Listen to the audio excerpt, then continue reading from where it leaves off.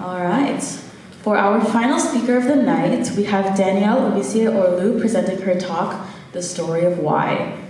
Danielle is the Youth Poet Laureate in Allegheny County 2021 to 2022, a program facilitated by the City of Asylum, Pittsburgh. She is double majoring in International and Area Studies and Political Science at the University of Pittsburgh, where she is also the president of the Resident Students Association, the Global Ties Mentor, and ESC Ambassador, and the winner of the Commemorative Values section of the 14th Annual Oratory Competition. Danielle is passionate about migration, belonging, finding your voice, international human rights law, and works with youth at One Hood Media and the Alliance for Refugee Youth Support and Education. Now please give a big round of applause for Danielle.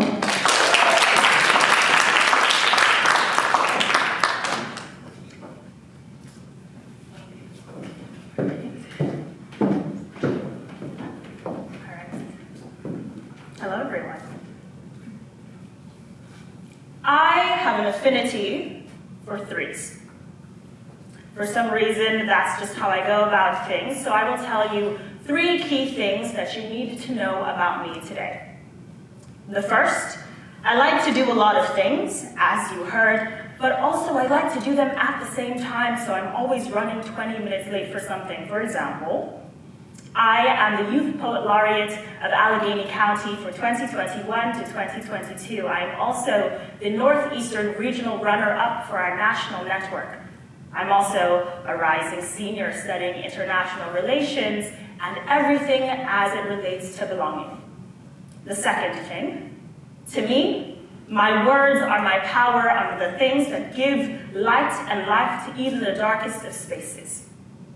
I believe in the power of voice, the power of people and passion. The third thing, I am curious about everything and will ask you questions about everything. Try and have a conversation with me. It's me just throwing questions at you over and over again.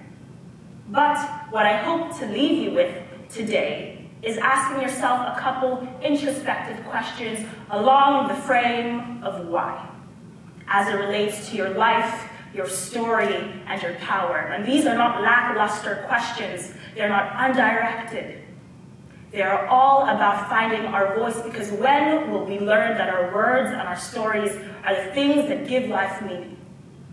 When will we see that when we choose to speak, when we choose to bear the weight and power of our tongue and the things that our hands can create, that is when we have ownership of our narrative. That is when we can tell our stories. That is when we can answer the question of why. Why you? Why now? And why not? But first, a poem. I can dream with the best of them. I can make the wild things grow. Trust me, vision knows my name. The things I will my hands to create are promises that there is life within these fingertips and it will never dissipate.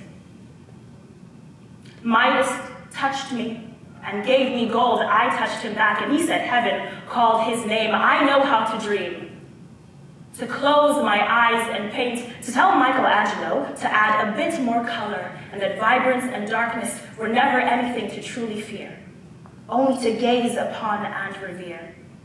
Dreams, I will tell them, are gifts of both a future and past, a knowing and a hoping in the midst of an unrelenting reality. It is hard to dream. When being responsible for your own happiness, there is strife in looking joy in the face and saying, you must learn to dance to the rhythm of my life. Still, this is no coincidence, this knowing and this radiance. I am the product of dreams, both of it and within it. I do not wait to be happened upon by any lingering majesty. I can only tell it to catch me, if you can.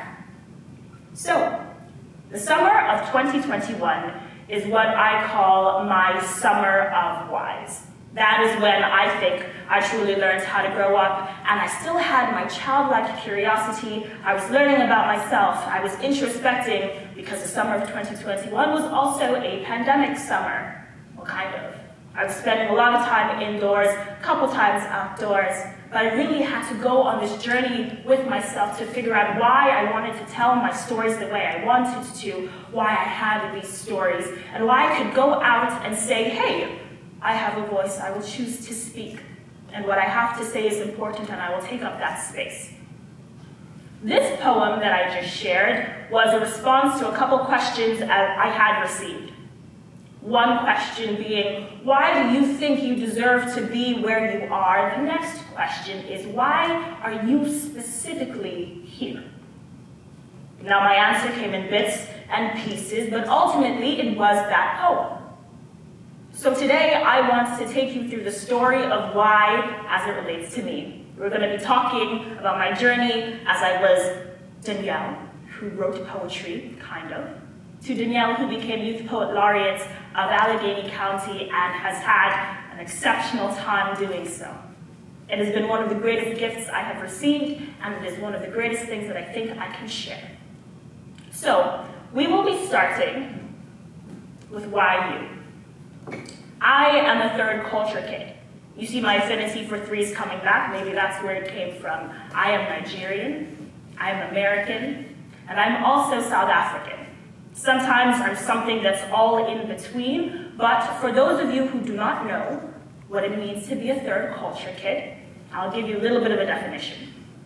The term was coined by sociologist Ruth Unseen, which is an unseemingly interesting last name, but she coined the term and it describes children who are out of their parents' original cultures, but also spent their formative years outside of the country that they were born in, and that's me.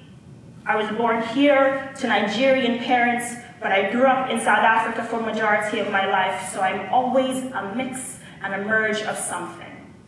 Now, the thing about third culture kids is we're all about multiculturalism. That is our bread and butter. We also have this thing where we have a lack of one place to call home, and we view identity the same way we view water. Sometimes it is murky and undrinkable, and things are very unclear. Sometimes it is as clear as day. But the point of water is always to nourish you. Your identity is always nourishing you. But it is also confusing. I spent a lot of time being confused about my identity, where I wanted to be. I sometimes thought it was rooted in my accent, but the more I moved around, the more I realized that my accent sounded different to different people.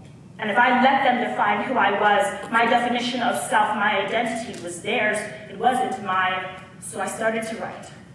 I wrote a lot of poetry, I wrote a lot of short stories, I wrote a couple songs. I will say some of them are good, some of them are not good, but they're mine, and that's what matters. And I had to sit down and decide, who am I? What am I passionate about? What is my why? So this concept of why is the thing that gives you purpose, the thing that makes you want to get out of bed in the morning, the thing that makes you feel powerful, the thing that will allow you to go out and inspire change. So for some people that is a verb or a noun. For me, my why are three things, again. It is people and their stories. It is my passion for creating happiness in spaces that I'm in, and it is the third thing, belonging. Belonging is so important to me because sometimes when you feel outside of yourself, there is no one to tell you that you belong here. So I make it my job to tell everyone I meet that you belong here. So when someone asks me, who are you and why are you here? Why you? I can say that I am someone who believes in the spirit of belonging. I believe in uplifting and sharing human dignity. I believe in making sure people feel seen. I serve, I lead, and I believe in the power of a good story. That is my why. So I had to learn all of these different things about who I was. Now I knew my identity, I knew where I was coming from. I was in the driver's seat of my own narrative. And then I wanted to go ahead and do things, but I was always wondering, is it time? There is a Nigerian-American poet, rapper, singer, activist, all of the things named Chika, and she has this thing that she says. She says, talent comes in second place to perfect timing. It is all about timing and preparedness. I'll let you in on a little secret. I didn't want to apply to be Youth Poet Laureate. I didn't know if I was ready. I didn't know if I was ready for the leadership, ready for anything. I knew I had the desire. I knew I had the time, I had the talent, I had the skills, but I was wondering, what do I have that says I can do it right now? So that was a little bit of imposter syndrome, but still asking yourself, why are you ready for something right now is an incredibly important question. How have you developed yourself? How have you developed your skills, your time, your energy into being what you should be? So that brings me to my next question of why now? How have you prepared yourself to be in the driver's seat of your own narrative? See, I always knew I wanted to be a good communicator. Talking is my thing. If you have a conversation with me, you'll realize I ask a lot of questions, but I never shut up. It's very surprising because I also have to be a really good listener in order to be a public speaker. So I had to decide I needed to do 3 things. The first, I needed to practice. The second, I needed to serve. And thirdly, I needed to lead in order to answer the question of, are you ready? And then ultimately be able to say yes. So, what did I do? I had to sit down and practice because in order to be a good communicator, you need to realize that public speaking and natural speech are very similar, but they're never the same. Delivery should seem natural. Delivery should seem like we're having a conversation. I hope it does. But the dynamics of an impromptu speech are very different from the dynamics of a prepared one. I needed to learn how to be a master of ceremonies. Sometimes that was amazing. Other times it didn't go so well. I needed to learn the dynamics and the challenges of a presentation versus a debate. I had to practice. If I wanted a voice for change, if I wanted a voice that encouraged and empowered other people, I needed to know what it meant to have that power. I needed to practice. Now, in order to serve, I needed to put myself in a broad space with people who were similar and then different to me. I'll remember my favorite memory of service was in 11th grade with the Johannesburg Junior Council. It was a group of 11th graders across Johannesburg, and we were tasked with community engagement, service and recreation, advocacy, all of the things. And we had this one event. We were giving out medals after a marathon, run-a-thon, walk-a-thon, whatever you want to call it. And I had to sit there and say, congratulations, in so many different ways. I loved it. It was a blast. I got to talk to so many people. But then we had clocked out. I was called back and they said, hey, there's this one really old man and he's just finished. It is well after the time, but we would like you to come back and hand him his medal because of the way you've been saying congratulations to people all day. And I said, okay. I was losing my voice a little bit, but I was just like, I'm gonna do it. And I walk up, I have my medal, I see him, he stops. And then he starts to weep. He has reached the finish line and he's crying because of the time and effort it has taken. He has struggled to get to the end of this line. And whatever energy I had, I ran. Congratulations didn't even sound like a word anymore. I ran and said, congratulations, congratulations, congratulations. And that moment was the definition of service for me. I wanted to understand his story, his experience, but not from a place of ignorance, not from a place where I was putting my views of what it meant to be him at the forefront. I stood there, I put my medal, his medal on him. And he said, oh my goodness, thank you, my dear. It has taken so long to get here, but I finally did it. This is my last marathon. And it was beautiful. For me, that is what it means to serve. It means letting people share their experiences, you being present with the resources and time that you have, and accepting them as they are without judgment. The third thing, leadership. I've had the wonderful opportunity to lead as the president of the Resident Students Association at the University of Pittsburgh for the last 2 years, and it has taught me so many things. One of them, time management. It is hard to be on time and meet the deadlines, but I am learning and growing every single day. The concept of community and belonging.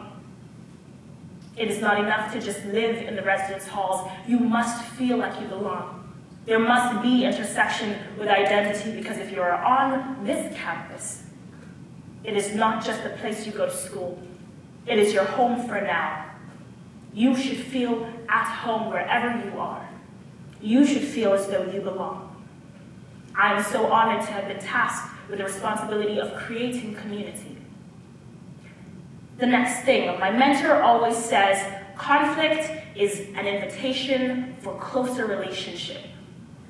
And sometimes that invitation is accepted, sometimes it is denied. I used to hate conflict resolution. I thought it was the worst thing until I started looking at it as an invitation for closer relationship. So then I asked myself, okay, if I can be on time sometimes, if I can have community and belonging, if I can have closer relationships, what else can I do? And then I was bold. Being bold in a space and allowing yourself to take up that space is incredibly important, because then I felt equipped with everything that I had. And I could say, I am here. There's no explanation or excuse needed. You can only accept it and move on.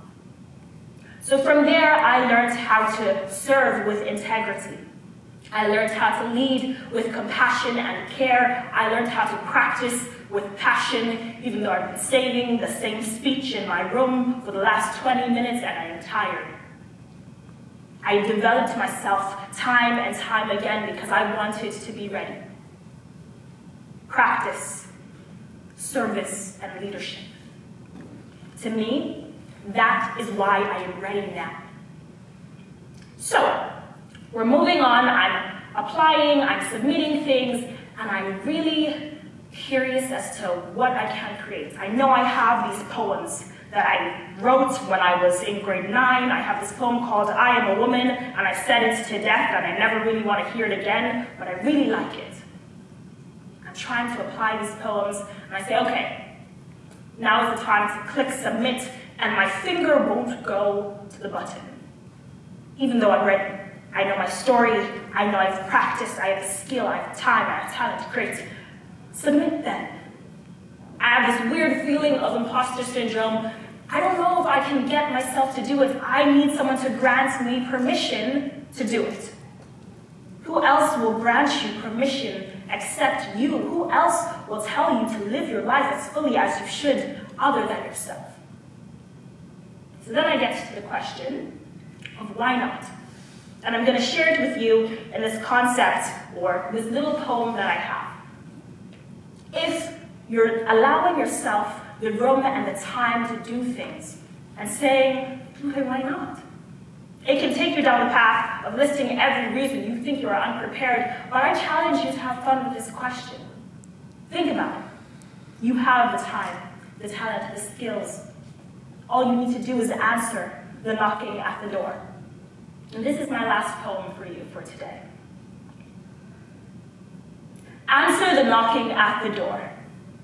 Curiosity sits restless in your lap, but joy has found its way to your doorstep. Stand and answer the call, even if the knocking ceases.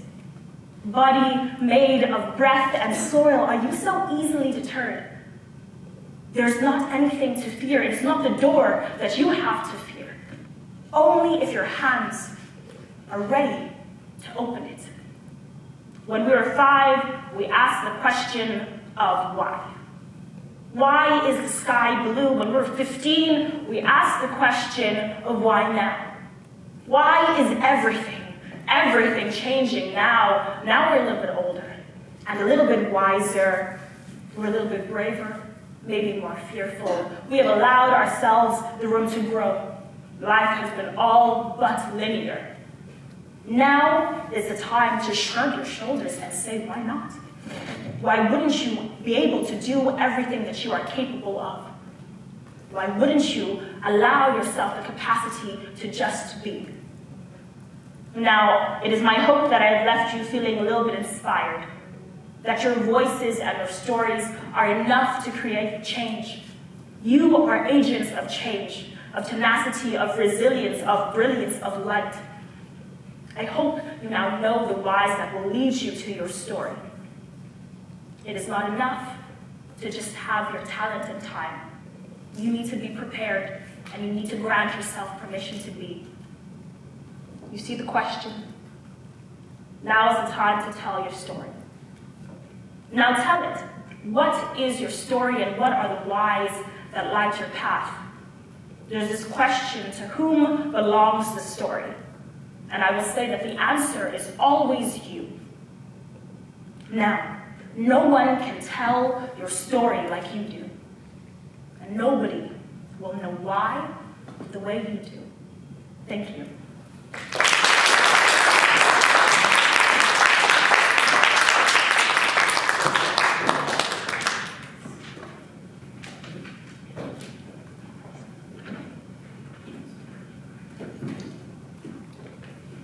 All right. Wow. Thank you so much, Danielle. That was a wonderful talk. Before we officially call it a day, I would like to say a few words to conclude our event today.